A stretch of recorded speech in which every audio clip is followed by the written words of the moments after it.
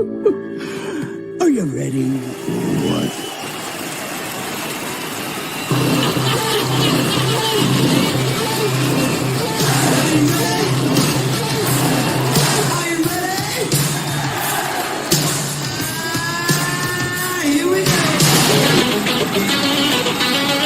I got something to say.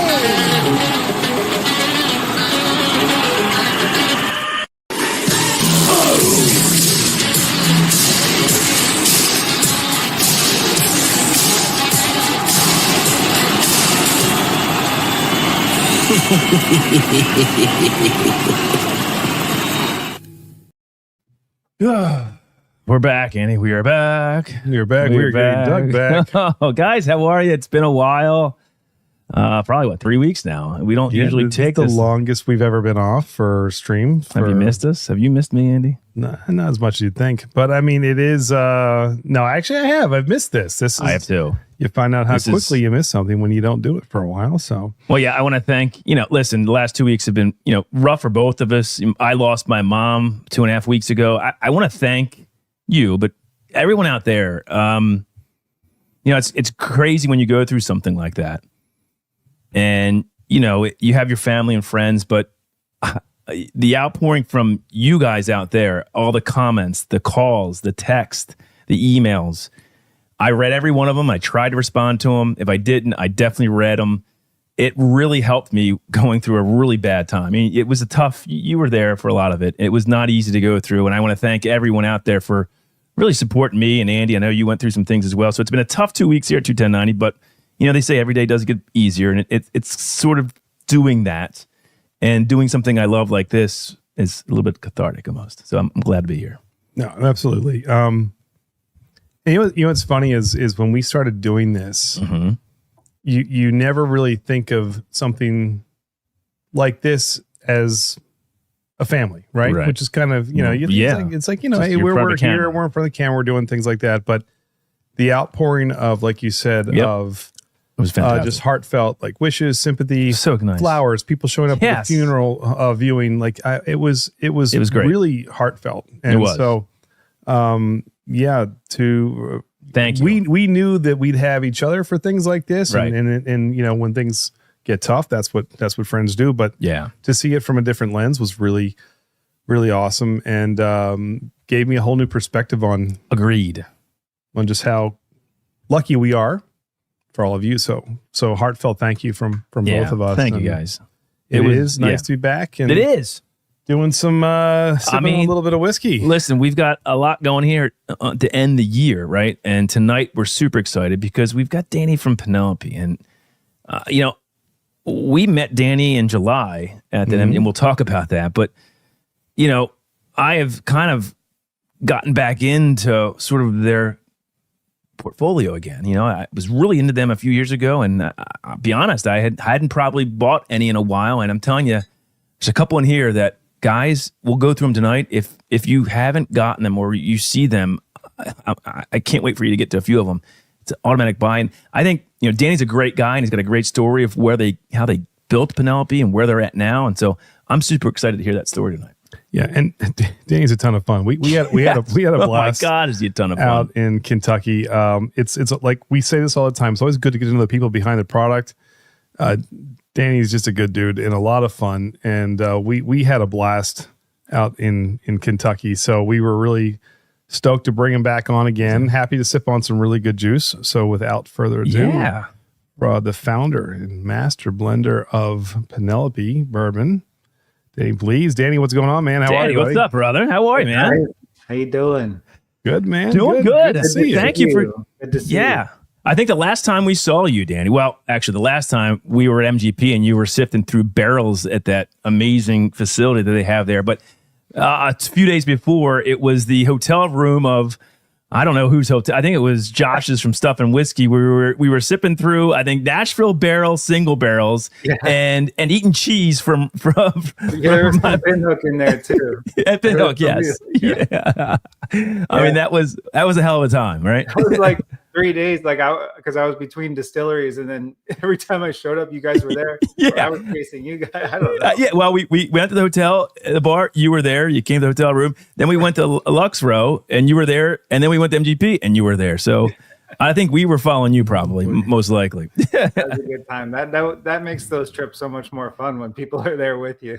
Yeah, no doubt. And our picks from them will be hopefully coming out soon. I mean, we had one of those we can talk about, though, is that cask strength rosé finish from Penelope, which, holy cow, I think that was one of the highlights of all those that we picked. Absolutely. I can't wait for that to come out because That was a good one.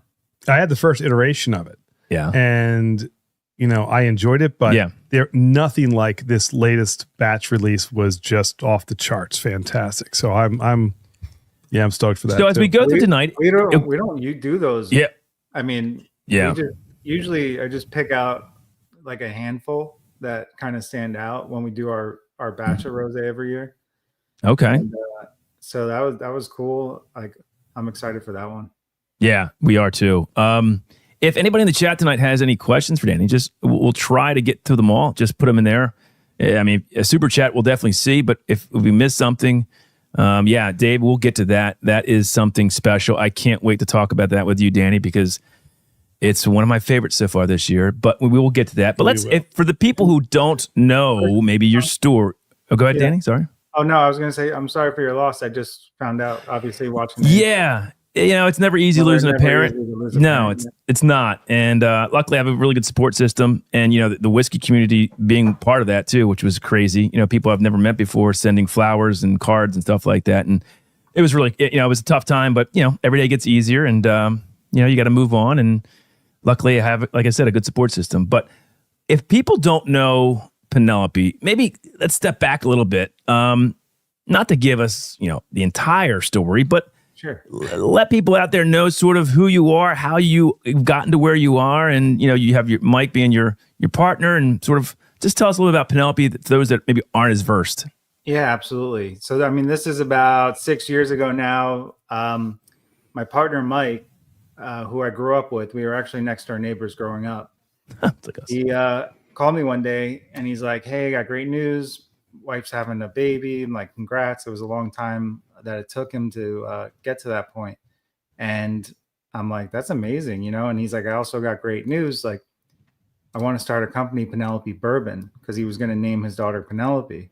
So if you ever meet Mike or you've seen other podcasts or something with him, but he's like, he's a little crazy, and he's always been a fun time growing up together. So you always just kind of follow the adventure wherever it takes. Right. So I was like, all right. So he had called around and he got a call with MGP because if you're gonna have a whiskey company, you need whiskey, obviously, right? Right. So calls MGP and sets up a meeting, and they said, bring somebody else with you. You're welcome to bring a guest. And guess who the guest was? That was me. And we went to MGP. It was July 12th. It was the day after my birthday, 2018. Still remember it. Wow. And we walk in, there was all this whiskey, basically every mash bill and bourbon that they make. And it was all different years. And they're just like, "What do you want?" And at that time, you could buy like 11-year-old whiskey from MGP. Oh, wow. Now, yeah, a different world. And it was only 6 years ago, probably. Wow. So that day we ended up blending 3 different mash bills that they make to basically make a blended 4-grain bourbon. And that's our white label that that was our first release. And it really came about because I like the higher corns. I like the weeded mash bill that they have, right? Mike, he liked the rye. He liked the 21 rye, 36 rye. Okay. So basically by putting them together, we basically blended something that we both liked. We thought that kind of translated. It was a little different. It was unique on the palate. And we released it at 80 proof too. So our first release was a 80 proof blended 4-grain bourbon. Got it. So 80 proof though, real quick. What was the decision to, not maybe go 90 or 95 or, that proof point being so low? Was that I guess the plan behind that was to appeal to a larger audience, or what? I'm curious. This is 6 years ago. Yeah. So no, it was a different landscape. 6 years ago. And so we're from New Jersey. That was the first market that we launched in. Mm-hmm. Right. So, it's not like Georgia where they put like barrel strength bourbon in their cereal. It's like, Right. Yep. it's a lighter drinker up there. And then Basil Hayden, believe it or not, kind of resonated with us. And we thought this was a sweeter version of Basil Hayden. Basil Hayden's a little more rye based, right? Right. And then 80 proof. And we honestly, our go to market was just like, if we could grab a little bit of Basil Hayden's sort of consumer, then we have a little bit of a company. Yeah. Right. Yeah. There you go. And then obviously that Smart. quickly evolved. Very smart. Right? So we launched with that. We sold it out of the back of our car in New Jersey. I love it. For months. And then we finally got a call from a distributor, and they're like, "Hey, why are you taking all our shelf space?" and then we launched with the distributor in New Jersey, and we came out with the barrel strength shortly after. And that just came as we like evolved also like ourselves, even our palates. We weren't collectors. We weren't high proof, bourbon people. Like we were just everyday drinkers, really. Now, were you blending these first batches, or? Yeah, terribly. Yeah, they were horrible. If anyone out there has batch one of our 4 grade, well, it could have been that terrible. I mean, somebody had to like it. So, like, we learned a lot, and we learned a lot that first batch. I mean, when we blended the bourbon at MGP on the July 12th, right, we were blending 3 specific barrels basically, and I'm sure that their sales team probably put in front of us their cream of the crop, best of the best, Yeah. So when we put our first order in, they thought we were probably going to put in an order for like 1 million barrels or like 1,000 barrels, and we're like, we'll take 1 of each mash bill. They were floored, but they ended up, our first order was 2 barrels of each mash bill.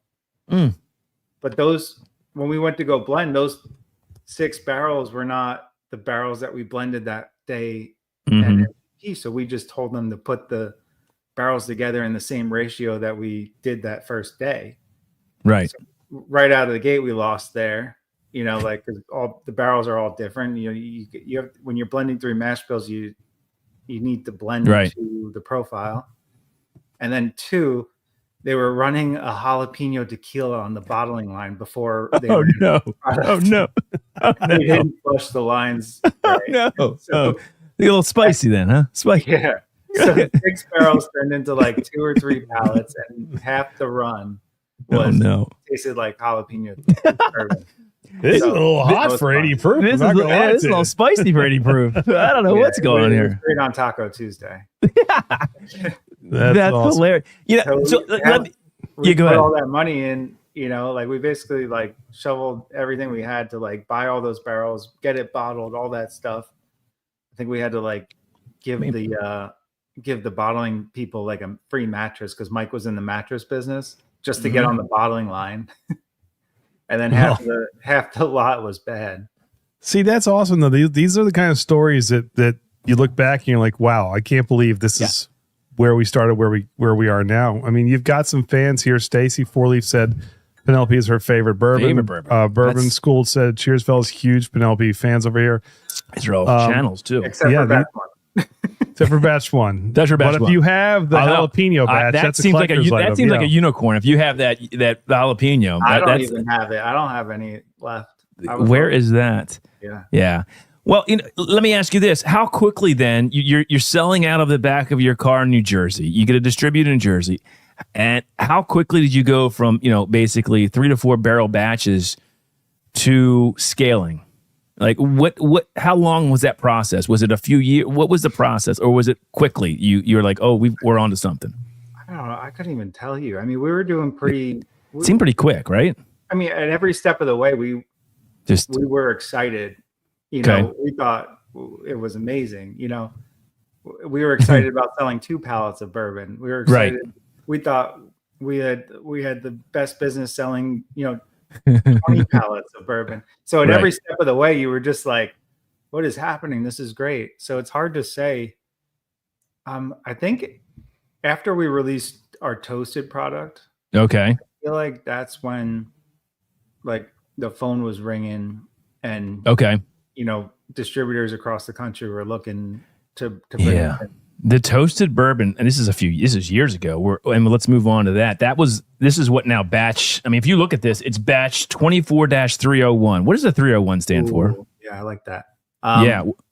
That was it's just we were we were concerned because like there's sometimes like what was happening, we had a small bottling facility in New Jersey at one point, and our biggest tank was like 500 gallons. So our batches could only be 500 gallons. So what happened was our numbers started like we were like in the 20s. Oh, okay. In like 3 weeks. Got it. So what we started doing was using like a numbering system, like the year, and then 3 is the product type. So 3, if you see 3, it's a toasted, and then 01, 02, 03, 04 is for the within that batches of the year. I remember that. I dumped those barrels in December of last year and bottled in January. Okay, so 24, that is the 24th. Again, it's a 4-year toasted. This is what I remember most about. Again, this is years ago. You mentioned the toasted is where things started blowing up. That's where I really was. I remember, Andy, we tried that toasted bourbon many years ago, and we're like, holy crap, this is something different, right? I love this. And from there, it was like, oh, there's a barrel strength now. There's a barrel strength, and that's where it like kind of blew up for us in terms of your product line. And then the architect came, right? I mean, those builds, and we'll get to that. And then the various finishes you guys do. So that, the toasted for me was what I think I remember as my first sort of wow moment on Penelope. By the way, the bottles are beautiful. Whoever does your designing is fantastic as well. Oh, they're great. They're great. Yeah. We love them. All right, so this toasted bourbon, tell us a little about that. Like, so what makes it so special?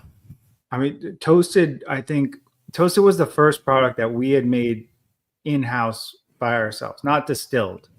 So we had been, when we started like the white label, the barrel strength, we were contract bottling out in Kentucky. And, you fly down for a batch and you're doing it in bigger batches. But in 2020, we registered our warehouse with the TTB as a DSP. Okay. Which meant we were allowed to bring in barrels. We were allowed to tank it, bottle it, blend it, do all of that stuff. Okay. We were even allowed to distill, but we never set up a still. Right. So when we did that, we really just started experimenting with stuff. So we started experimenting with new oak. So we were getting new oak barrels from Speyside, Kelvin. We were using all different chars and toast levels, and we were just putting it on the bottle because it was all basically trying to figure out what was what for us. So it was just one big experiment for us, but it actually turned out pretty good. Yeah. We thought that we would do a blend, put it in a barrel. We'd put it in all different char and toast levels. And then all of a sudden, like one of them would be the best. And we just found out it's not about one being the best. It's just about pulling the liquid out at the right time. If it's a char 1 heavy, okay, it's probably a longer finish than a char 5. And so we were basically experimenting, taking notes and releasing all this product. And I think people enjoyed that journey of trying the different chars and toasts. Yeah. I love the fact that this isn't sort of a marshmallow bomb. Some of the toasted products we've had out there are a bit, I like it. This to me, what I love about maybe this batch is, I'm getting a lot of honey and graham cracker and cinnamon and nutmeg, and it's quite layered, and at 100 proof, there's a nice finish to it. So it's almost like a cinnamon roll in a glass. I just love everything about this. It's not, for me at least, when I think of toasted, you're going to get that nice big toasted marsh. It's there, but it's subtle. There's so many other flavors that are coming through, which I love about this. So I don't know, Andy, what you think, but you've drank it already. It's gone, so I assume you like it. That's a good sign. I'm not the best side man. I looked over and it's gone. So okay. I've had a couple iterations of their toasted. It's always been one of my favorite products that you guys put out. That and the Architect are two of my absolute And they're what? favorites. It's about $70 a bottle. Is that what it's MSRP for the toasted? I think. Is that right? Am I wrong on that? $64.99. Oh, see, I was too high. There you go. See, that's six. Even better of a deal. Even better of a deal. There you go. We are just it's one big experiment, and they all kind of have different nuances to them, but we try to just make sure that the finishing time is correct, and it's all about when you dump them and how you blend them together. How many days, Danny, are you at MGP? Are you at I couldn't believe we saw you at Lux. We mentioned it, we joked about it, but you were working at Lux Row. You were at MGP pulling bear. Are you there? I mean, like every week, just pulling barrels and almost at least once a month. I mean, if I turn the camera around, I mean, I just have hundreds of barrel samples here. So it's like I either do it through FedEx or usually at least once a month. You're going up to MGP, it's just kind of like different at different points. At some point you have to just get out there and roll up the sleeves and do it. And I kind of do it in like a little, from what I've heard, a little unorthodox way. But I still just love. I like figuring it all out on paper, right? Seeing and as you grow this kind of database of what the barrels are doing out there, then you can put together products and blends on paper, and then it gets me so far, and then it's out to the rick houses, and I just going out with some glass and some water and just tasting through barrels, and then kind of put all the pieces together while you're out there. It's kind of like immersing yourself in the situation, and then you can figure out the pieces. I like that methodology though, because I got a chance to go visit with Jonathan Maizano from K. Luke, who does the same thing, and he's very meticulous in his note taking, because he says it really leads to better results to kind of have an idea on pen and paper first, to kind of guide you into the next step of the process to see how you really want that final product to be, and it gives you a good base and foundation, so you're not just quote unquote blindly going at it and trying to figure out what the best possible blend would be. So there's some research to it and some methodology, which it sounds like you guys are on the same kind of page in the way you operate with that, which is probably why both products are so bloody good too. It just makes sense. And there's not a lot of distilleries that are just throwing out barrels, right? Right. And I've rarely found terrible distillate, at least in our warehouses. Okay. It's just how you use it, Right. It's how you use it, how you blend it, and it's kind of barrel strength. How did you? So I mean, you mentioned how you and Mike were neighbors, lifelong friends, and you were whiskey. You liked whiskey. How did you become such a good blender? Was it acquired? Did you learn from somebody? Was this just trial and error? How did you become sort of where you are now in terms of your blending skills? I'm curious about that.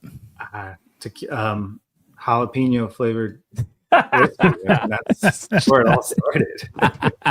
I love it. I think asking questions, honestly, I think this is the most friendly industry I've ever worked in. I grew up working with construction in New York City, where you say the wrong thing, you end up in the river. But, I apologize on behalf of my people. Yeah, that's right. Andy's Italian. But this industry, everybody's so friendly. They love sharing, and then it just came down to just time. In the beginning, I would lock myself in this room for days to do a barrel strength blend, because in my head it was I don't know how to do this, so I'm just gonna do it 1,000 times and then pick the best one. So Danny, let me ask you a question for the layperson out there, and myself would be included in that. Do you ever worry about, or do you have a way to deal with palate fatigue when you're constantly doing this all the time, where you feel like you're 100% confident this is the right blend, but you've tasted through so many. Like, are you ever worried about, palate fatigue when you do this? No, not in the beginning. Yes, like I would take like really long breaks, but now all I have to do is taste like a go-to known. So for me, batch 4 barrel strength is one of those. Batch 12 a barrel strength, and it's always like a barrel strength blend. And I could tell where I'm at, if that makes sense. Yeah. And also, like when I blend, I'm not a literary person per se. Like I'm not good with words and all that stuff. Yeah.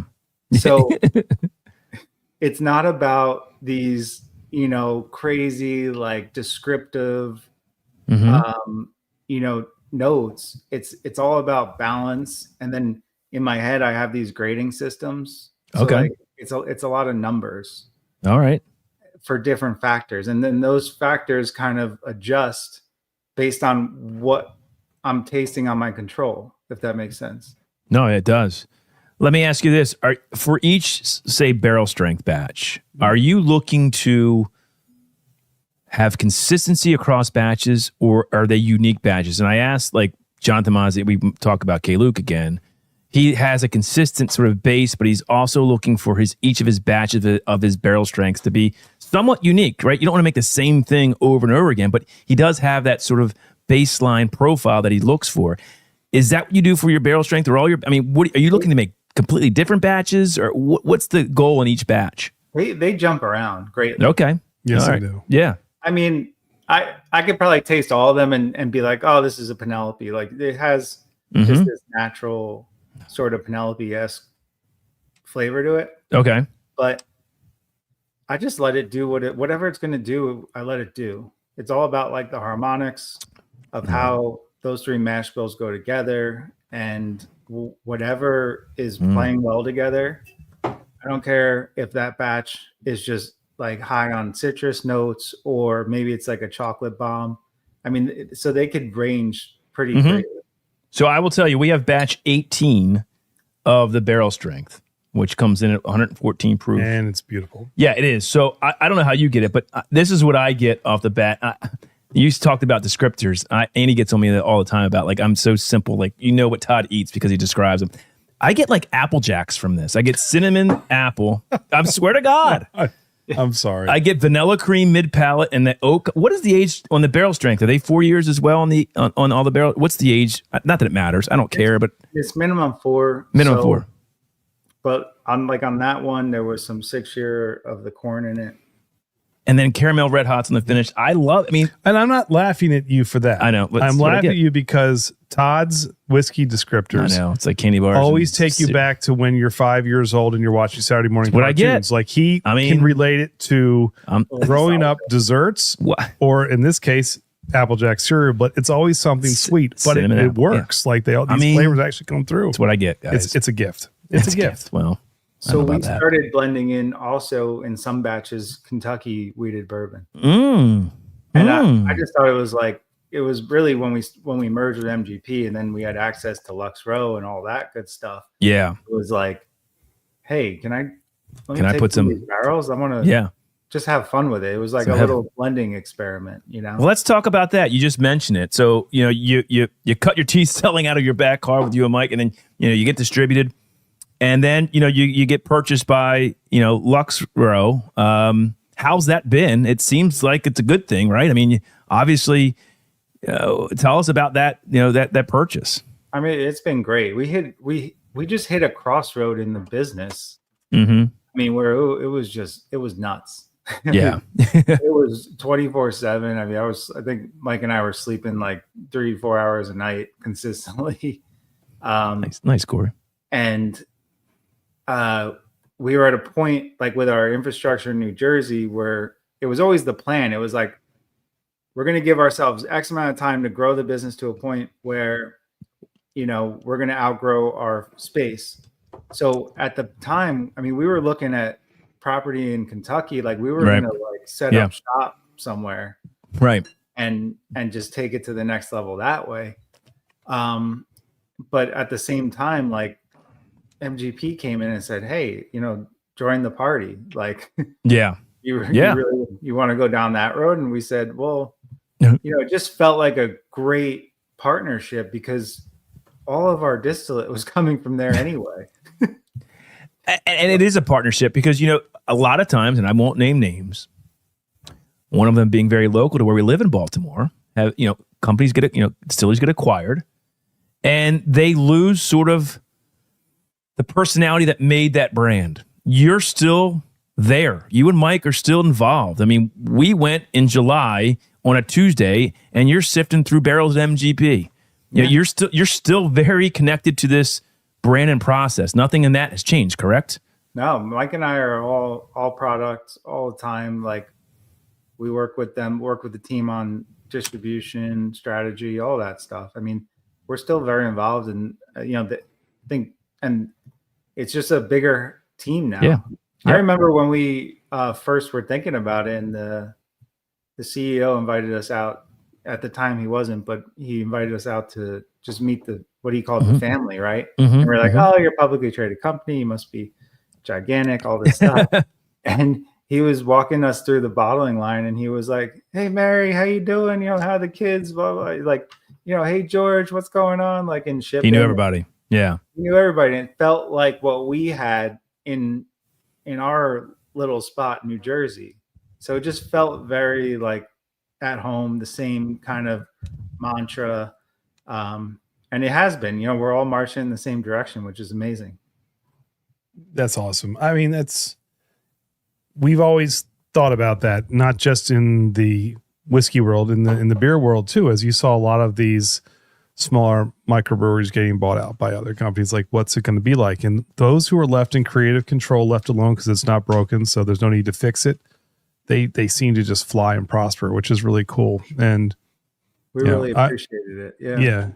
It's a step in the right direction. And I think it's fantastic for growth and to keep quality without sacrificing, which is fantastic, which is exactly what you guys, in fact, you guys just keep getting better, which is a testament to what's going on. I was worried about the red tape with products and stuff, but it was like the first week, it was like, hey, here's a key to Lawrenceburg. Like, got the keys to the distillery. Sweet. That's pretty damn awesome. That was a hell of a good time out there too. Flight pass, but it's not. I wish it was an actual like skeleton key or something. That would be cool. But well, just a little swipe. We got to peek behind the curtain a little bit. It's Andy, pretty awesome. So you want to get to Joe's question? Joe's got a question that we always ask our guests, and I think it's a fun one. So Danny, we're going to put you on the spot here. And so there is a world that you're in right now where Penelope does not exist. Unfortunately, you're not the founder, master blender Penelope. You can't get Penelope. Sad. But every other whiskey is available to you. What are you drinking? What are you drinking? Oh, like any whiskey? Yeah, I mean, come on.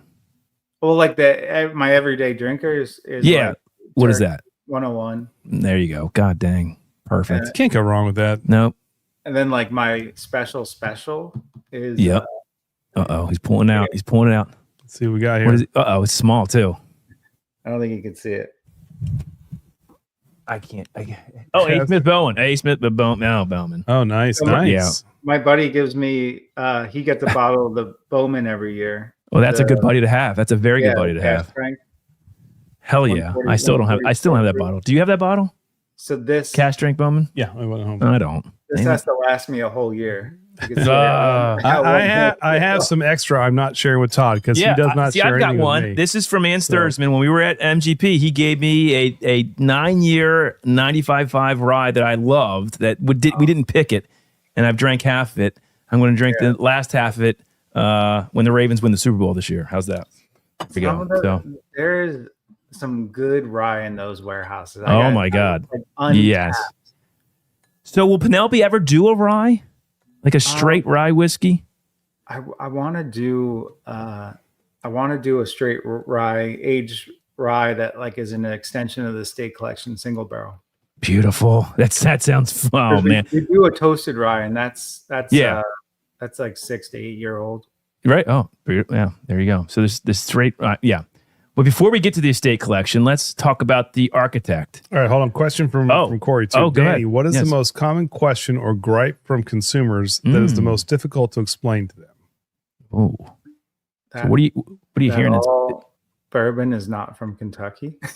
There you go. That's funny. So right. I mean, You'd be surprised how much that comes up. really? Oh my God, all the time. So you're saying consumers are saying, "Oh, it's not from Kentucky. I don't want it," or they're like, "It's not from bourbon. Kentucky. It's not bourbon. It's not bourbon. It's not bourbon." But it's a learning process. The whole. I love it. Yeah, he loves it. Yeah, there you go. That's great.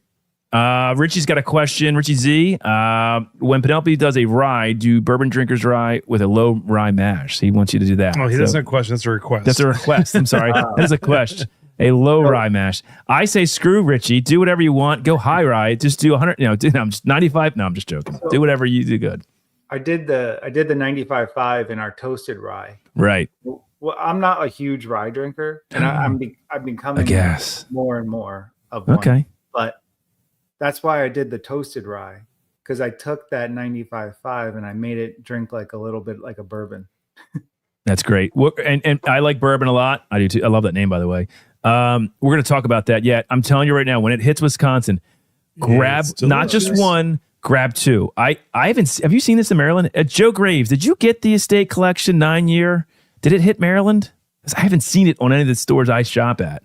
Thank you for sending us this one. Because sending Todd, because he told me I'm not allowed to have it. No, I've drank half the bottle already. And he it's won't let mine. me have any more. The painting was a gift, Todd. I'm keeping it. Anyway. Yes. All right. So let's go back to the architect. Tell us the genesis behind the architect sort of line, and what was the thought behind that? Architect was just kind of playful stuff. Toasted. Toasted. I was saying, like, we were doing all these small batches. Okay. Our tank size, and there was literally no consistency. So, I mean, I would put the same blend in, a bunch of char 3 barrels, and then they would all taste very different. Or I'd do another batch of char 3 and it would not come out the same. And then I eventually went to the cooperage and I saw how they do the toasting process. And it's basically some guy like putting a campfire on the warehouse floor, and he puts the barrel over and he just kind of leaves it there for like 45 seconds, unless he has to make a text or something.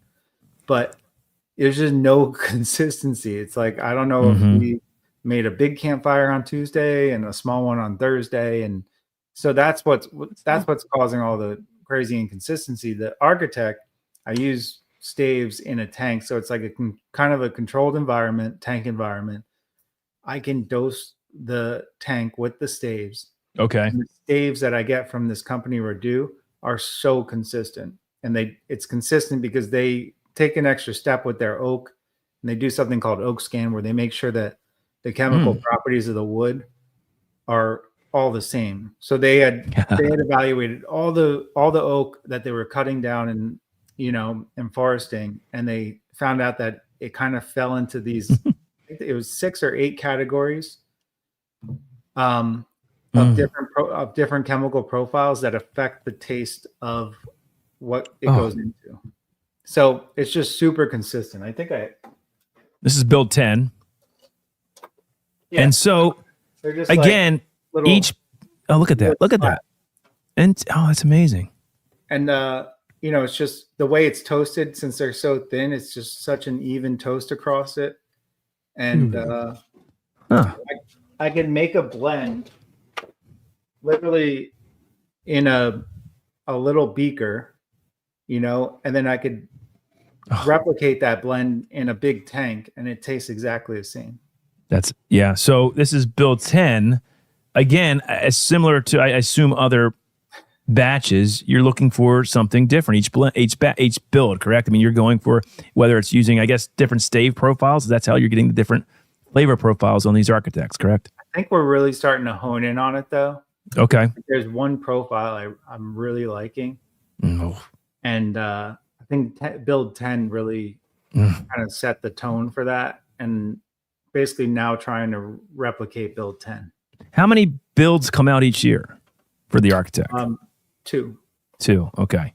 Well, I get some years were a little different, but it's a series I look forward to. Yeah. I mean, $65 again. It's a steal. This is the thing about all of your bottles. Even when I can't wait to get this estate collection next.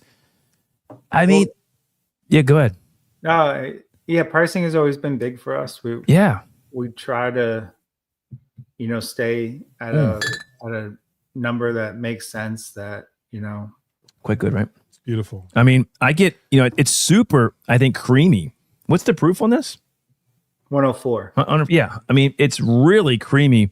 I get some like chocolate toffee, even roasty notes on the nose, which is maybe crazy and might be just me tonight. But I think it's such a unique sort of vanilla and I get like even like those vanilla notes from the French staves. I love French staves and like strawberry raspberry. It's very layered. It's very creamy.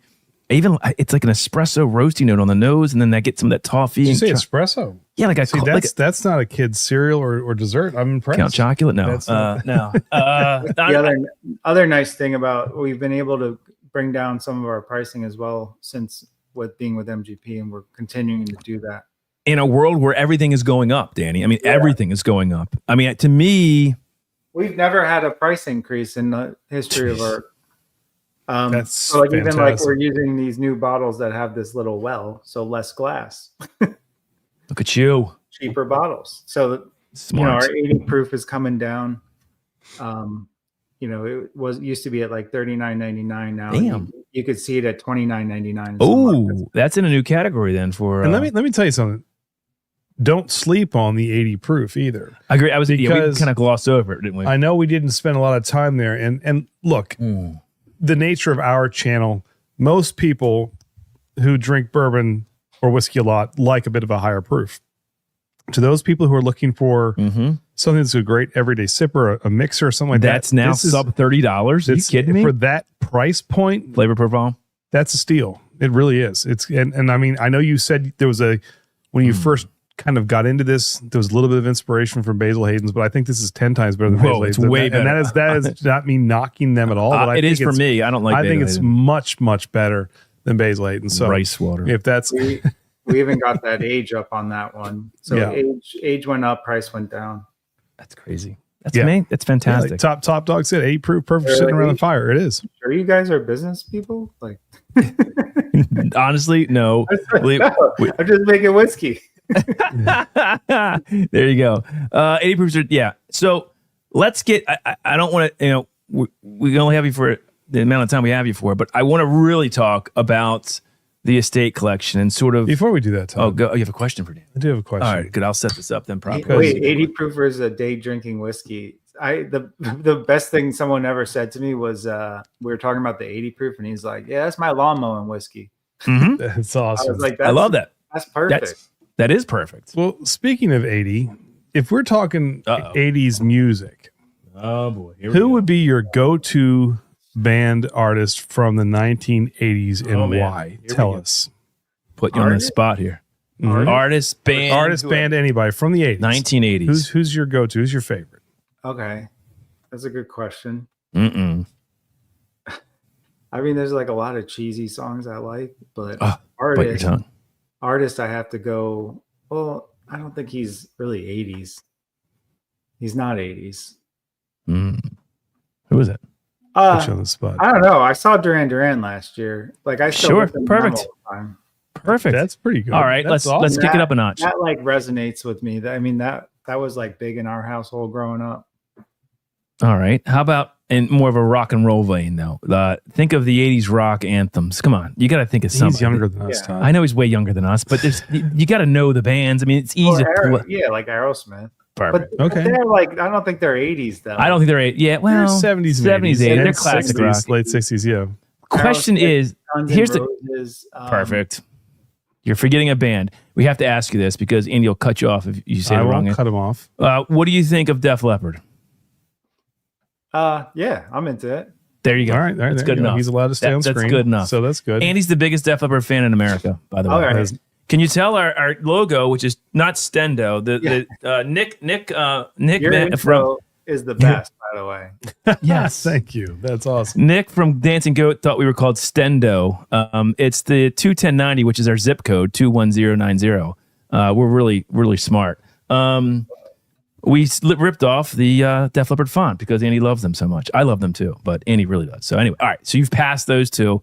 Hungry like the wolf. That's fun. But There it, you go. look, but it's clearly you're a little bit younger than us. Who isn't? Who isn't, Andy? So, Sugar Kitty. That's So true. And Nelson, right? So, if you're, let's say you're on a deserted desert island, you can only bring 3 albums with you. Oh, 3. Any genre, any time frame. Who are you bringing with you? Like it can be more. So, modern. like, I would probably pick Hysteria, Andy, of course, right? Or maybe Hotwire from Kicks, and maybe like, can you do greatest hits? Yeah, you can. Like sure, like Motley Crue. Motley Crue's greatest hits. He gets through whatever he wants. That's what I would. But anyway, go ahead. Sorry. One would definitely be Jim Croce. Oh, very good. Okay, Jim and that's not. Croce, James Taylor, and Dave Matthews Band. Don't judge me on the Dave part, but I'm from Jersey. It's all right. Hey, You're from Jersey, no Bon Jovi, huh? no Bon Jovi, not No, or Skid. I don't really like Bon Jovi. Yeah, we don't like them now either. You know, it's funny. I love the first half of their career. We don't Second like half them of now. their career, not He so good. sucks. So yeah. Skid Row though. They're from New Jersey. Yeah, Anyway. not bad. All right, those are all good picks. All right, there you go. I Let's guess when talk. you're on an island alone, deserted. Jim Croce's a little depressing. Yeah, Same That's with James funny. Taylor to some extent. but hey, you've What got about a like friend. Jack Johnson? That's a good one for the beach. I love Jack Johnson. He's in that I thing. would go insane. Listen to that over and over again on an island. No, wait a Like, minute. How can you what's go? going on here? Hold on. How can you go insane with that? But you're okay with Dave Matthews Band up and down puppies. Yeah. Come on now. Kidding me? Come on. I would listen to Live in Central Park from start to finish every day. Andy, Joe Graves has a great question for Danny. Who is the best QB in the NFL with the first name Joe?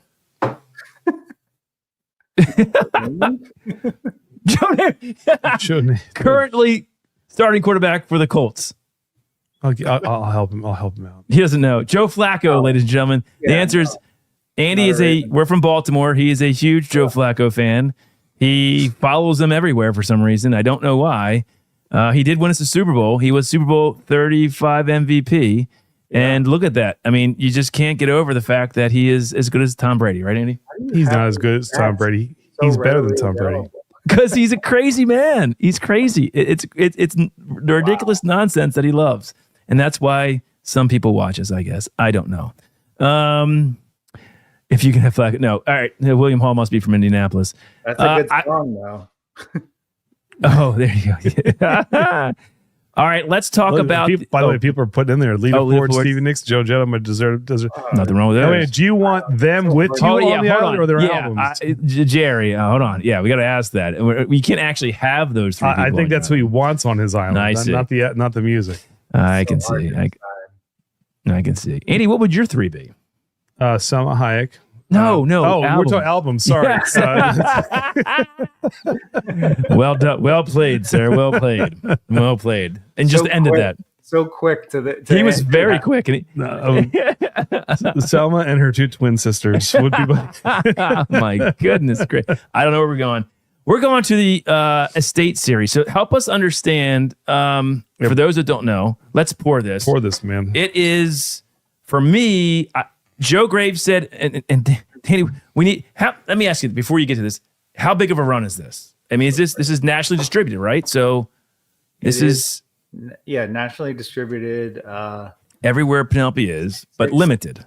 Yeah, 6,000 cases. So Ooh, that's 36,000 bottles. Am I doing the math right there? Right. Yep. I mean, that's like a lot. Good for you. So yeah, I mean, Numbers guy. $75. Tell us about these. Tell us about the estate collection and what it means for those that aren't familiar with Tony. it. Right. So obviously, day one where we got the keys, we're like, "Where's all the whiskey?" Yeah. We started looking through, and we wanted to create a collection that was basically just Penelope but aged. So we have, if you look at our white label, which is a blend of 3 different bourbons, it's 80 proof. It's a 4-grain blend. Barrel strength is at cask strength. You got some finishing going on with the toasted. So estate collection is just basically an aged version of Penelope. So it's 9+ years. We have the private select, which is a blend of straight bourbons. Part of it's out of Indiana, and then we get wheated bourbon from Kentucky. It's a 4-grain blend, and then like going through and picking all the barrels for that, you find single barrels. Right. So we have a single barrel SKU too that's coming out. Ooh. I think Ohio's getting a bunch of those this weekend, right? And I see your social media that Ohio is getting a bunch of these single barrels. Is that correct? They're getting like our Toasted and Architect single barrels. Oh, okay. So but these are the State Collection single barrels are 21% rye or 36% rye mash bills single barrels. Just delicious. I mean, literally the best I could find in that warehouse. That's amazing. So again, that'll be even more limited. Dude, the nose on this is just all right. beautiful. So yeah, I think Joe Graves. Who else in the chat? I know Joe Graves. So Joe Graves' store in Maryland got one. Again, we're talking about a 9-year, 101.2 proof, and it's a limited run. So I was pleasantly surprised, Danny, when the pricing is obviously very important to you, was $75 for this. We're talking about a 9-year MGP bourbon that, you know, you've blended to be something special. And I love the fact that you made it so that it's not breaking the bank. I mean, I think I would I'm just going to shoot. I'd pay double for this. I really would. It's that good. I can't wait to find more bottles of this. So I think some people said this is hitting in Wisconsin. If you see this, grab the first one and see if there's a second one behind it and grab it. And if you get it for MSRP, tell Todd you paid double and then upcharge him because he'll clearly pay it. And that's how you make a little bit of money. Oh, Fat Tony. So it is a beautiful bourbon. God, this is this year's release. I think it's got the same numbering, sort of batch numbering on the backside. But we say the mash bill as well. So this year, that was the release. So next year we'll do another release. Okay. Going out the distillery in a couple of weeks. I'm going to start looking for barrels for next year's. And so they'll always come out in September, October, around that time? Yep. And the single barrels, which are, they're a little bit harder to get. I mean, they're around the same time as well? Yeah. The goal is to release them all at the same time because they kind of play into each other. So the single barrels that ended up in our single barrel product were basically barrels that were part of the same batches or lots of barrels that went into Private Select. Lots of brown sugar, lots of sort of like vanilla cream, even like a cherry pie warrant. I say it a lot, but like, there's a rye spice. Is there? I assume there's rye in this. Is there? Maybe there. Oh yeah. Yeah, there's definitely 20% rye. I was gonna say there's a nice rye spice mid palate that cuts through some of that sweetness that I really like. There's light oak, caramel. I don't know what's not to like about this. It's so good. The cherry note that carried through in the blend. Yep. Was one of the differentiators in the barrels that I picked to go into it. The other thing is, if you look at it, the proof is 101. The proof is 101. Yep. That's cask strength. So interesting. Yeah, like a lot of the lots that I used were really low cask strength in proof. Like some of them were like 98 proof. Oh. Yeah. Didn't know that. It is a fantastic. That's probably why the mouthfeel is so nice on this as well. Fantastic pour. I mean, again, is the estate going to be, or Joe Grace has had this, loves it. Is it going to be considered your allocated release every year? This estate series, is this going to be, this is your allocated, right? Yeah. Okay. It's seems like higher a lot age of bottles right now, but right. I think as it, next year's release, as people I think start seeing it or knowing it, it might become a little more allocated. I'm telling you, it's one. We're trying to make more whiskey though. So listen, in future years there should be.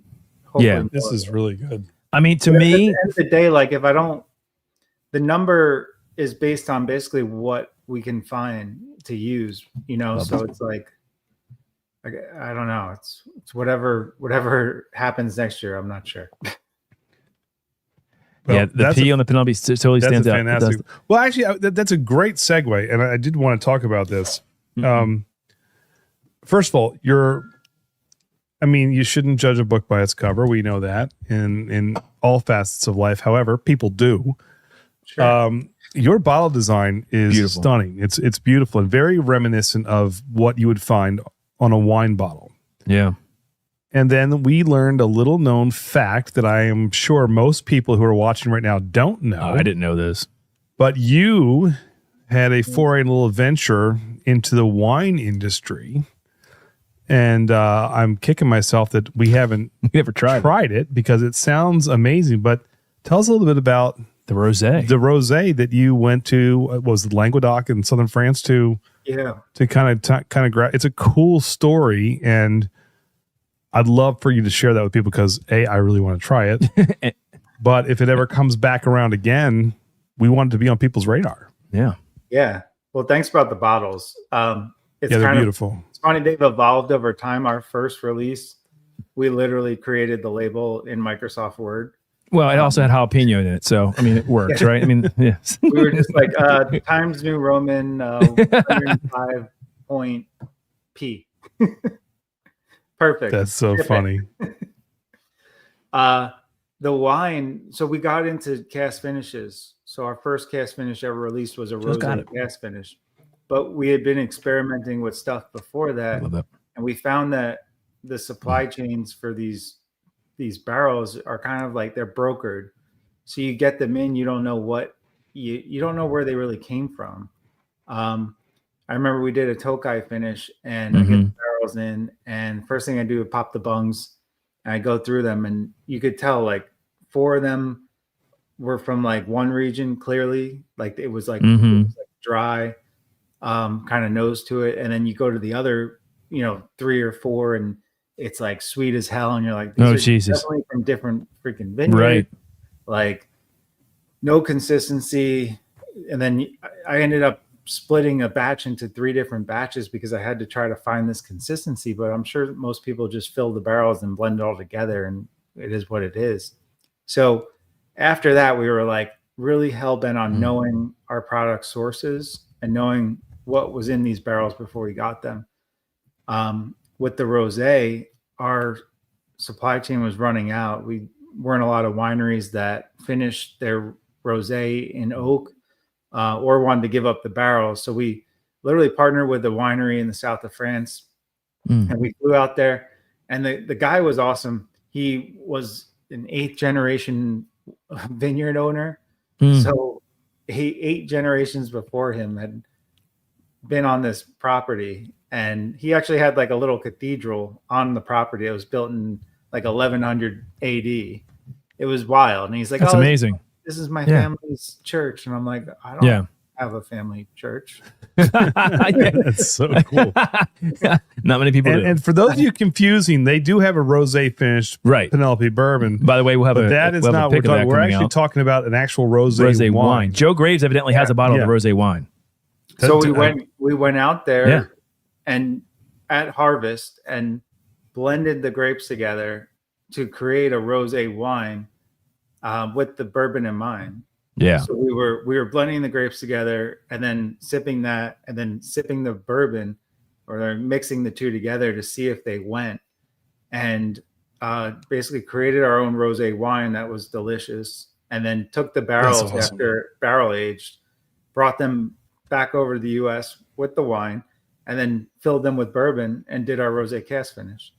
So we secured that supply chain, and we do that to some extent with the Valencia and our other cast finishes. But I like bourbon. He had 11 bottles of the rosé wine or the rosé. I'm curious, what are you referencing? The rosé? Oh, the last year's private select, I think he's saying. Oh, last year's private select. That's what he's talking about. Yeah. Good for We're you. talking about the rosé wine. Okay. Fairly young wine, meant to be drank young. It doesn't see a lot of barrel aging. No, it doesn't. No, this is why it's a very unique and kind of a cool bottle. I would love to have bourbon. Yeah, got it. We will have a single barrel pick of a cask strength rosé finish from Penelope coming to our Patreon members very soon, which was fantastic. Holy shit. And if I recall correctly, you've had some past iterations of that have been kind of blends of different varietals, but this is 100% Grenache. This new one coming up that you said made quite a bit of difference in the taste and the profile, and I thought it was beautiful. By far, we all loved it. The best rosé finish from all I've had Since your very first iteration was fantastic. Amazing. Oh, great. Yeah. That's great. Yeah, I think kind of shoring up those barrels really Yeah. kind of improved that product. Got it. So the last thing we have to touch on is sort of your finished whiskeys. We don't have the Rio, which I'm a huge fan of. That comes out every year, right? Is that going to keep happening, Danny? I mean, the Rio will be an annual release, or will that stop? Mm-hmm. Okay. We don't have that, but we do have the Valencia. Wait, isn't that Duran Duran? Her name is Rio. True. There you go. She's dancing in the See, there we go. There you go. There we go. Lovely. See? We can play that in a second. Let's drink a little Valencia. Valencia. Where my head went when we were making that product. Right? Nice. Are we going to see the Penelope hungry like a wolf? Hungry like a wolf. Rio comes back out in March. We're actually in the middle of making that right now. Well, let's talk about the Valencia. I have that too. I forgot about their American Light Year, which is absolutely fantastic. Yeah, that's his most really underrated American Light Year. Yeah, go ahead. Like whiskey ADD. We just like a lot of different things. So, well, I'm a big fan of light whiskey. And light whiskey's great. I mean, yellow cake, I'm sure, but so there's a small like I found some of these barrels, and so there's a small release of 17-year-old light whiskey coming out in January. 17. Can't wait for that. Now, what's the price on something like that? MSRP? Should be $99.99. Jesus, hell yes. See, Todd, you're all over. Sign me all about that. Todd will pay $250. No, I won't. But that's a great price for that 17-year-old light. That's about right. So let's see. Everybody's been asking about the Havana too. Can you talk about that a little bit? Oh yeah. So I just dumped the second finish actually today. Oh, nice. Yeah. So we're bottling it at the end of this month, and we're starting to ship it in December. So you'll start seeing it. And for those who don't know what the Havana is, can you tell them what to expect from it? So it's our 4-grain blend of 3 different mash bills, but then finished in Cuban rum casks. Oh gosh, that sounds wonderful. That sounds so good. So did the rum finish, and it was originally going to be just a straight rum finish, and then at the last minute, I thought it needed like a little counterbalance to the sort of molasses, sort of oaky finish that the rum finish did, and added maple finish. So we actually came out with a ready to drink old fashioned. In it, I use maple syrup as the sweetener. Like instead of like a sucrose or like a natural sort of thing. Like I wanted to use like very simple ingredients and make it as natural as possible. So I met this guy a long time ago in Ohio that has this maple syrup farm, and he's always like, "You got to do a maple." Yeah. Right. Yeah. So I finally used his maple syrup for our old fashioned. So after tasting the rum finish, I was like, it needs like a little bit of like sweetness on it. So we sent him some barrels, some empty bourbon barrels. He filled them with his maple syrup. He let it sit for about a month, took out his maple syrup, and he sells a bourbon flavored maple syrup, and he sent back the barrels. I put the Havana finish into it, and it gave it just like a little second finish on it. Mad scientist. God, that sounds good. Sounds so good. I've never had the Havana. I think I might have a sample from one of our Patreons, but I have never found a bottle to get it. So, Whiskey Uncensored Bourbon, he said the best Penelope finish he's ever had was the 1 or 2 barrel of the PX. It was unbelievable. Yeah. So we're bringing that back. Oh, there you go. Bringing that You're back. a big Hopefully to release it. Yeah, those PX barrels we had, they were like these little mini PX barrels. They were delicious. Best PX barrels ever. It was from this Tokai is amazing. Let's talk about the Valencia. So again, it's a Vino de Najara. You're getting better at that. VDN. Right. Otherwise, I was just close there. I think he's gotten so much better. I can at least somewhat sound like it. I'm a big fan of it. This is to me like it's chocolate. The orange I don't think is overpowering in this. Like in some VDNs, it's like, oh my God, that's orange. I get a lot of the chocolate here. There is a bit of an orange. I get like a lot of caramel too in this, which is nice. What do you get? The Valencia. This is this year's bad. When does this come out, Danny? The Valencia each year. Again, 95 September. 95 proof. I think what, $79? Is that right? Am I right in there? Or am I wrong? Yep. 75, 79? Yeah, I mean, fantastic VDN finish. I know always people try to seek out for this. It's a great finished whiskey. Yeah, absolutely fantastic. I do get a lot of citrus notes on this. Oh yeah, I get it too. I get citrus and honey notes are coming through on this. Yeah, you get some chocolate, but this is like a really drop of citrus. Yeah, yeah, it's really good. Really, I get more really of the chocolate and sort of caramel, nutmeg, cinnamon. It's just a really nice finished whiskey that's not overcloyingly orange. Like that's the thing I like about this is that it's not. I've had VDN finishes that are like, oh my god, that's like an orange candy. And yeah, I mean on the nose, you can. I think you get the citrus more on the nose, that orange on the nose, that candied orange. But on the palate, I get more of the chocolate, the nutmeg, the caramel, which I really like. So you're spotting squirrels tonight. If you taste the wine that was in the barrels, it's just this like deep, rich, totally orange flavored wine. Right. And you would think that you would put the whiskey in the barrel and it would just be like over finished in a day. Right. But it doesn't have that effect. And it was so weird. The first time we made it, I put the liquid in and I'm like, oh, this will be done in 2 weeks. So Yeah. like, no way it's going to take longer than that. Right. Tasted it after 2 weeks. I'm like, this kind of sucks. Oh no. Oh no. Oh no. And Mike kept being like, hey, what's up with the VDN? I'm like, I don't know what's going on. And he kept asking. So eventually I'm like, it got to like 4 months and it still tasted like dog crap. Oh no. And, it was just like very tannic and dry almost. And was it astringent? I sent the barrels to Kentucky, so they were out of sight, out of mind. So he'd stop asking. Okay. And I actually forgot about them the first week. And they went through the summer down there, and come the end of August, I pulled a sample. I'm like, oh, whatever happened to those? Yep. And I was like, boom, like it just changed. And then even the second release, I watched it a little more. And it was like June, and it still didn't taste right. And then it goes through July, August, and it's like a light bulb goes off, and the profile literally changes in the matter of a week. And then I'm like, it's like the little popper on a turkey. It's almost like it just pops up, and you're like, oh, VDN's done. Take it. Right. I love that analogy. That's really cool.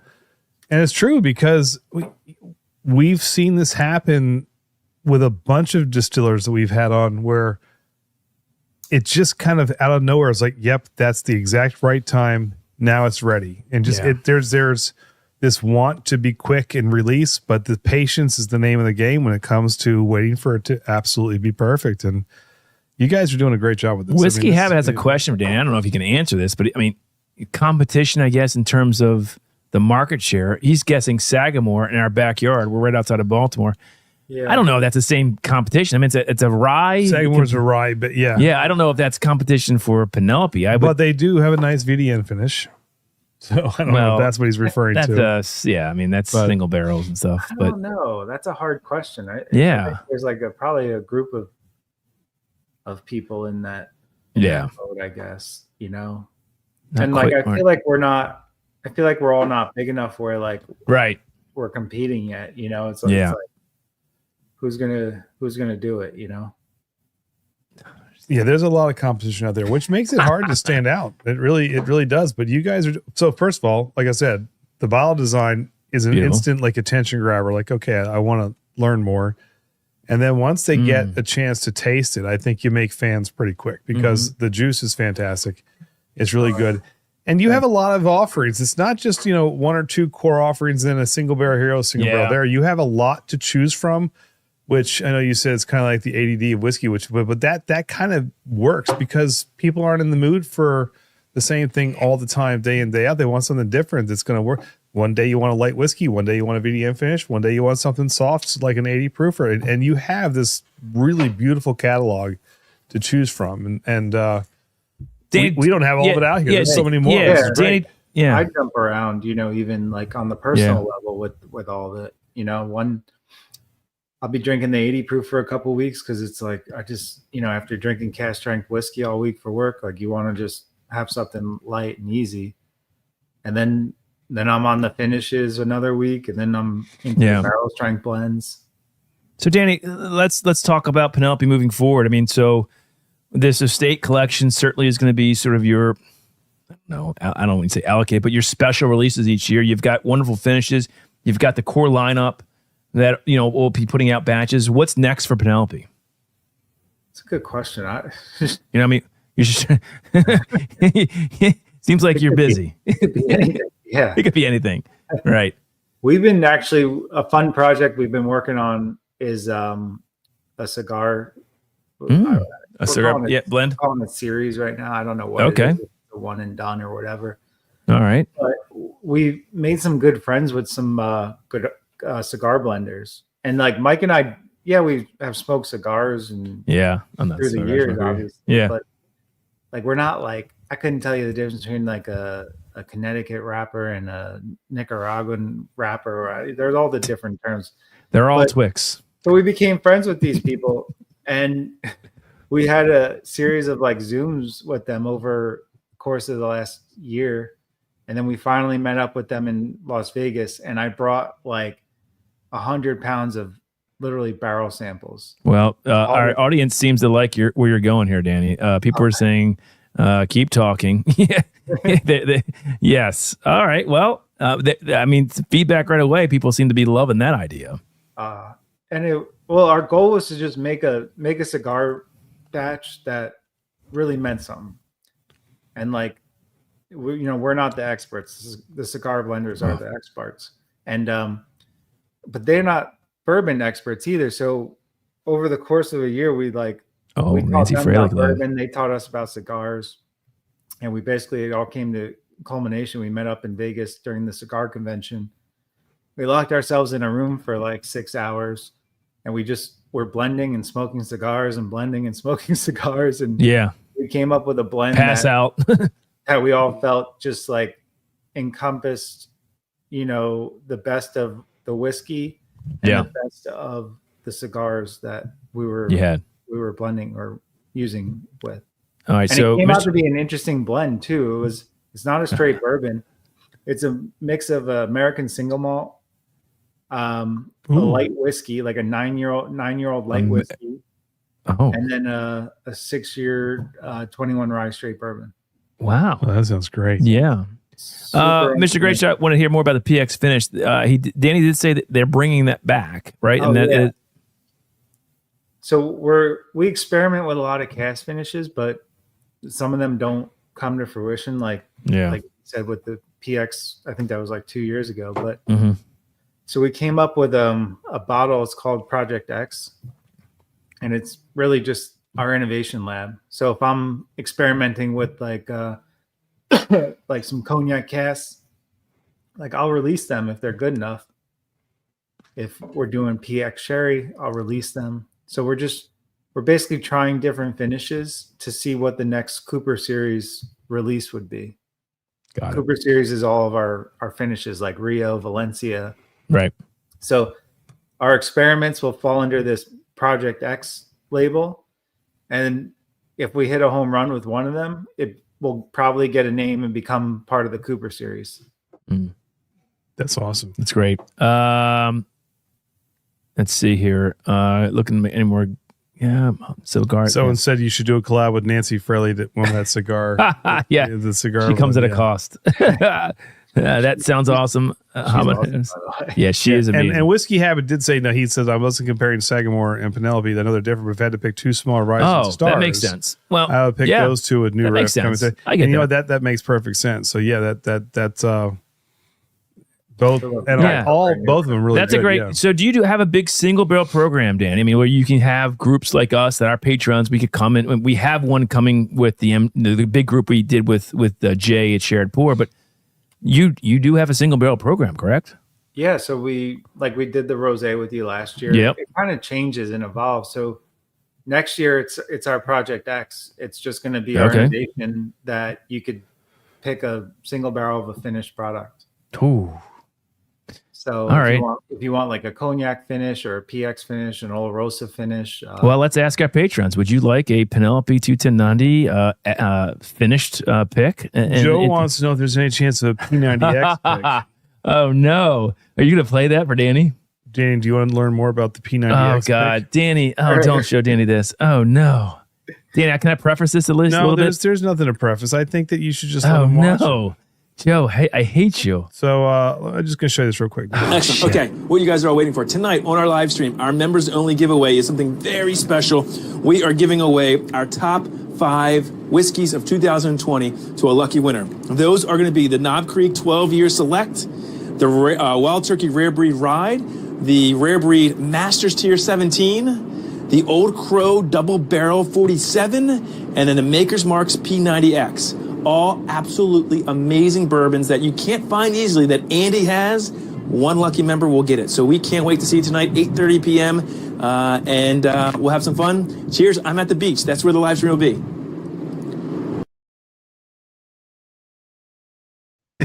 All right. So obviously, Danny, in 2020, I didn't really know a lot about whiskey. And I said, Andy, we're going live. I need to know what your top whiskeys of 2020 were.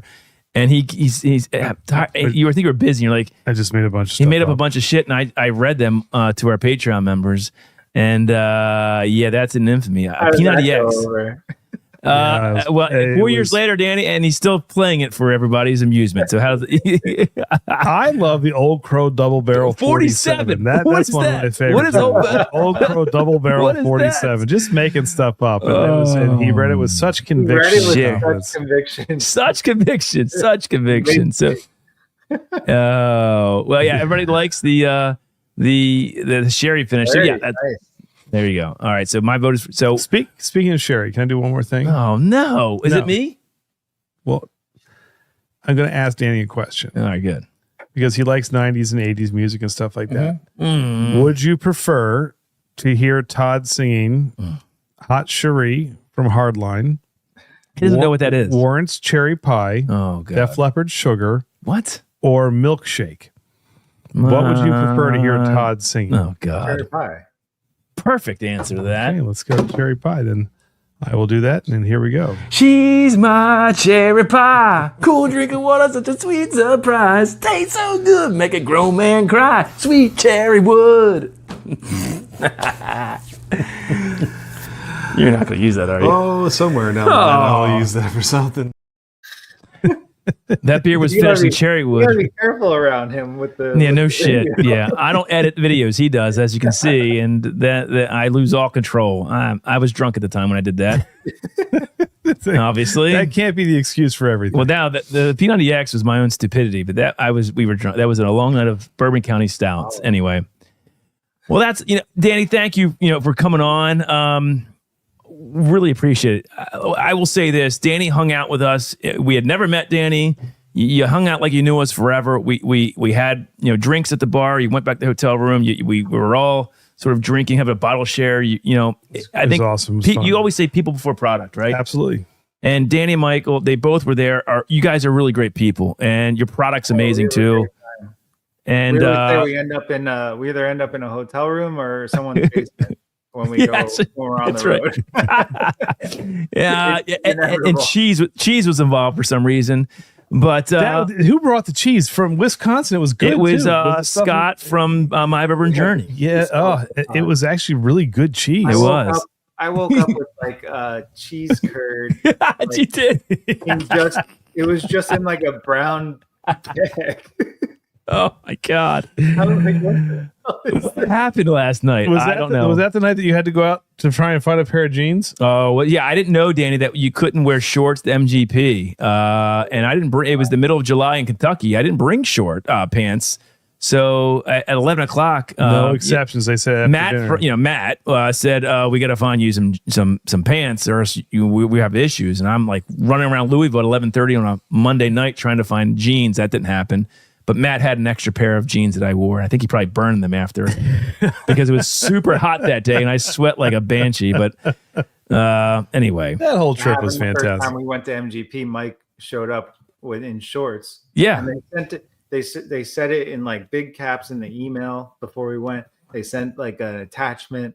Oh, we didn't have that. We didn't have that. 2 pairs of pants. And Thankfully, that's the day I became the best business partner ever. See, there That's you go. right. There you go. There you go. Well, Danny, thank you so much. We'll be in touch. We can't wait to maybe down the road do a single barrel pick with you guys. It sounds exciting. Let's do a Project X. And, There you go, guys. Yes, that'd be great. Time that I'm down there. And, Awesome. We'll do it together. It'd be awesome. We'd love to. That That'd sounds be great. awesome. Everybody, I'll bring the cheese curd. Yes, bring it along. I'll bring the guitar and title sing. We'll have a great time. It'll be perfect. So I'll bring Dave Matthews live in Central Park. there you go. That's good. That's awesome. Everybody, Danny Polise, Thanks, brother. Thank we, you so we much. appreciate you, man. All right, good, great. Thanks for having me. Appreciate Thank it. you. Thanks, Cheers, brother. All right. All right, there he is.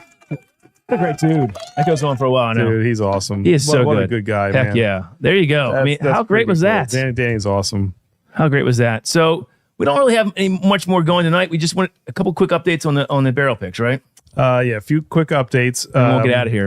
And then we got here. I know everybody is excited about the hazmat for Corbin Cash, bourbon. Appetite for hazmat. Sorry, Appetite for I got that. Yeah, from Corbin Cash. That was hopefully going to be released this month. There was a delay, unfortunately, and this is kind of a weird thing, but it was a delay in the labeling. So Well, they don't have labels, and they had to create labels. Well, And yeah, but they spelled bourbon wrong. They actually, the funny story, they spelled bourbon wrong. Spelled And bourbon wrong nobody label. caught it. They had to go back to the drawing board and get them all reshipped and then packaged. And so it is slated as of now to go out the week of Thanksgiving to be delivered. Danny, just hopefully hold the on first- one second, Danny. Yeah, Look. to hopefully be the Just 1 first second. week of Don't go off yet, Danny. hopefully the first week of December, second week of December is we're hoping for an early December release. You know how these things go. It's not in our control, but it is coming soon. So stay tuned. We'll have more information on that very shortly, as well as a really big announcement for the end of the year that you guys are going to want to stick around for. It's going to be absolutely amazing that we cannot wait to tell you more about. I already told people about that. Oh, no, not that one. Okay, good. I'm talking about the old lines. Yeah. That's coming too. But I got something else after that too that we'll talk to you about a little bit more too. Just a little teaser alert. Something big is coming Oh, yes. before the end of 2024. For all of our Patreon members. This is a Patreon only. That you guys are going to want to. You guys will be very grateful your Patreon I members think for so. this. But I think it's going to be You awesome. got that right. No one else is doing that. Nobody. It's going to be very cool. So that's coming as well. So again, Corbin Cash Hazmat 150 proof bourbon. 150 proof, 8-year 150 proof bourbon. That's It will insane be- and silly. Shipped beginning of December. That's unfortunately it's Fingers out of our crossed. control. Guys, as soon as we know that thing is en route, And it will let you we know. will let you guys know. We'll start all the production and everything that goes with it. The pomp and circumstance. My from guess start to is finish. middle to end of December, right? Around that? Around the holidays? We're shooting for December. Okay, there you Hopefully, I talked to David today. Hopefully, December is. It should be in December. What part of the month? I'm not 100% sure yet, but it's coming. And for the old line rum finished in American Single Malt Cask that everyone's going crazy for, we talked to Mark and Arch at Old Line today. By the way, anybody who bought the bottles didn't get the stickers. They should have sent you the They're stickers. on the way. Some people have got them. We are looking at the second and third week of December to pick that rum with Dusty Dan and the Bourbon Judge. So Mark's, that yeah, will be that's fun. happening very soon in December. That will probably turn around very quickly. It won't be a long process for that. No, that's that gonna will be be ready fun. in probably January, my guess. So I think you guys are going to love that. You guys know Old Line stuff is amazing. The malt through the Yeah. night sold out in 4 Yep. hours, and the rum we expect nothing less. It was absolutely fantastic. And then next week we have an open night. We're gonna go music next We're week. going to do some music. I will be in Music City. I'll be in Yes. Nashville next. So we'll be doing some music next week. But Bourbon County South. I also want to let you know, yes, we are shifting gears every Bourbon County fall. Stout. We switch gears from whiskey to barrel aged beers. We're going to be doing the lot from Bourbon County Stout. They are I think sending this year's lineup sounds great. Yeah, it does. I cannot wait to dive into It it. does. They've brought some favorites back. There's some really cool finishes. We're really excited to kind of get our hands on that, and we love diving into that every year. And we'll do a few more barrel aged beers in Andy, these next do we couple think years. the Corbin Cash will make it to our last tier, the tier 5? Yes, I will say I do. the rye made it to tier 5. Yeah. Here's the thing. So I don't know. I think it will. The yield is about the same. Yeah. If things go the way it did with the rye, then yes, it will get to tier 5. So we'll see. Yes, I no, will. Dave. You're going to buy 2 Nashville's- bottles of ours. That's what you're going to buy. It's better and it's $150. So I'm just saying. We picked ours first. We had the lot. We picked ours first. I hate to say it. I love Lost Lantern, but they came after us. Yeah, no, that's. I'm just saying. Just saying. Yeah, it's not $150. It's really cool. No, Lantern. All right, guys. Don't have the price yet on the hazmat. It's coming. Expect to be around. It should the be same very price. similar to the rye. Very similar to the rye, though. Yes. Expect that to be very similar to the rye. But yeah, next week, Music City for me. Todd will be here, and we will start getting a little bit of our foray into Taylor song into next the week. beer. Any Andy Taylor song next week? Any Taylor songs? Oh, Taylor Swift, a little Swiftie song next week. Is that Really what going we're to use talking Taylor about? Swift? I didn't say. Richie said I'll request Andy. I don't know what that's about. Well, what is Andy Taylor? I don't know. Miss it. Oh, Andy will be broadcasting from the Gibson playing. All right, we're going to get out of here. So I wouldn't mind doing that either. All right, so next Tuesday we'll have a fun show. We haven't done music in ages, it seems. Are you gonna be able to do it though? Yeah. Yes, we'll be able to do it. You'll figure it out. We'll figure it out. I trust you. Not hard. Not Trust hard. you. We got All it. right. We'll be able to do it. Anyway, we missed you. It is good to be back. Love you guys all. Thank you again for all the support, the well wishes, for just being Yes. you. You guys are the best. You're the best Patreons in YouTube. We say it all the time because we mean it. Right now we don't know yet. Put it that way. I don't anticipate, we didn't put a limit on the last one, and it made it to every tier, and we haven't changed our Patreon membership much. So We'll see. We don't know that for sure. We're gonna talk to Jay. I'm pretty sure unless something crazy happens, it should get to tier 3. Yes, Look, tier 5. What do you mean tier 3? I mean tier 5. We're not. Look, we're not the junkies, guys. No, I mean, we don't. The size that we are, you guys should be 155 okay. paid Patreon members. So Yeah, so you guys just should saying. be okay. Yeah.